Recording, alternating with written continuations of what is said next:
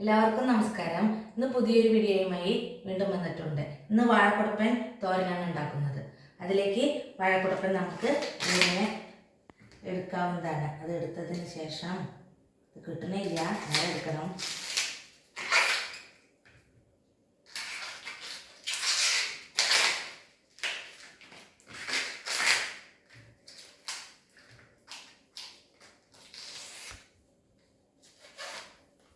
ഇങ്ങനെ എടുത്തതിന് ശേഷം നമുക്ക് ഇത് അരിയാവുന്നതാണ്. ഞാനിവിടെ 2 ടീസ്പൂൺ തൈര് എടുത്തിട്ട് വെള്ളം കലക്കി വെച്ചിട്ടുണ്ട്. അതിലേക്കാണ് ഈ കുടപ്പൻ അരിഞ്ഞിടുന്നത്.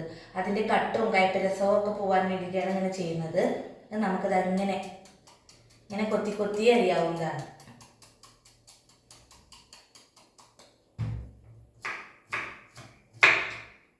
ഇങ്ങനെ കൊത്തി കൊത്തി അരിഞ്ഞ് വരുമ്പോൾ അതിൻ്റെ നടുവിൽ ഒരു തണ്ട് കാണും. ആ തണ്ട് യൂസ് ചെയ്യാൻ പാടില്ല. ആ തണ്ടാണ് കയ്പരസം ഉണ്ടാക്കുന്നത്.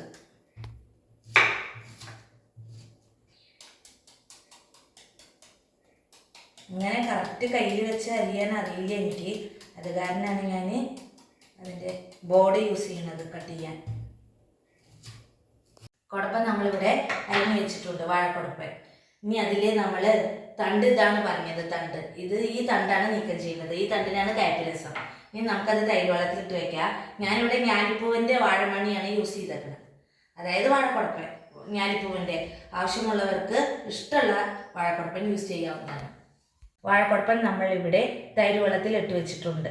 നമുക്കത് ഒരു 15 മിനിറ്റോളം ഇടണം. എന്നിട്ട് നമുക്കത് കഴുകിയെടുക്കാവുന്നതാണ്. അതിലേക്ക് നമ്മൾ അരമുറി തേങ്ങ ചിരവിയത് യൂസ് ചെയ്യുന്നുണ്ട്. അതിലേക്ക് കുറച്ച് ജീരകം ചേർക്കുന്നുണ്ട്. ജീരകപ്പൊടി വേണ്ടവർക്ക് ചേർക്കാവുന്നതാണ്. അതിലേക്ക് കുറച്ച് മഞ്ഞൾപ്പൊടി, ചെറിയൊരു കഷ്ണം ഇഞ്ചിയും ഒരു 3 വെളുത്തുള്ളിയും ചതച്ചത് നമ്മൾ ചേർക്കാവുന്നതാണ്. എന്നിട്ട് നന്നായി മിശ്രിതമാക്കി വെക്കണം. നല്ല പേസ്റ്റ് പോലെ വെളുത്തുള്ളി ഇഞ്ചി വേണമെങ്കിൽ ആക്കാവുന്നതാണ്. ഇത് നമുക്ക് മിശ്രിതമാക്കി വെക്കാവുന്നതാണ്. ഇത് കുടപ്പൻ തോരൻ ആയതിനു ശേഷം അവസാനം ചേർക്കേണ്ടതാണ്. കുടപ്പൻ തയ്യാറാക്കാൻ വേണ്ടി നമ്മളൊരു പാൻ വെച്ചിട്ടുണ്ട്. അതിലേക്ക് കുറച്ച് എണ്ണ ഒഴിക്കാവുന്നതാണ്.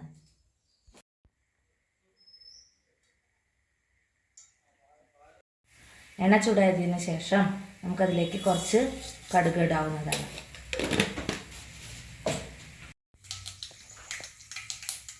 കടുക് പൊട്ടിയതിന് ശേഷം അതിലേക്ക് നമുക്ക് ഉഴുന്ന് ഇടാവുന്നതാണ്. കുറച്ച് ഉഴുന്ന്, 1 ടീസ്പൂണൊക്കെ വേണ്ടവർക്ക് ഇടാം. അതിലേക്ക് 2-3 വറ്റൽമുളക്, 2 തണ്ട് കറിവേപ്പില എന്നിവയൊക്കെ ചേർത്തതിന് ശേഷം നന്നായി ഇളക്കാവുന്നതാണ്. അതിലേക്ക് നമ്മൾ അരിഞ്ഞു വെച്ച കുടപ്പൻ ചേർക്കാവുന്നതാണ്.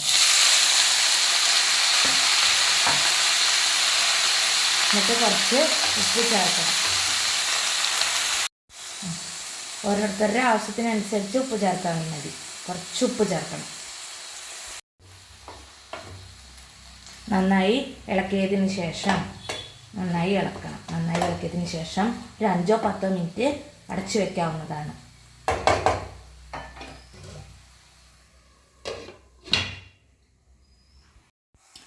വാഴക്കുടപ്പൻ ഇവിടെ തയ്യാറായിട്ടുണ്ട്.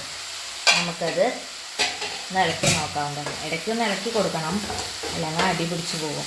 അപ്പോൾ ഇവിടെ നമ്മളത് 5-10 മിനിറ്റോളം വെച്ചിട്ടുണ്ട്. നന്നായി ഇളക്കിയതിന് ശേഷം നമ്മളവിടെ നേരത്തെ എടുത്ത് വെച്ച തേങ്ങ, ചേരുവകളൊക്കെ ചേർത്ത തേങ്ങ നമുക്കതിലേക്ക് ഇടാവുന്നതാണ്.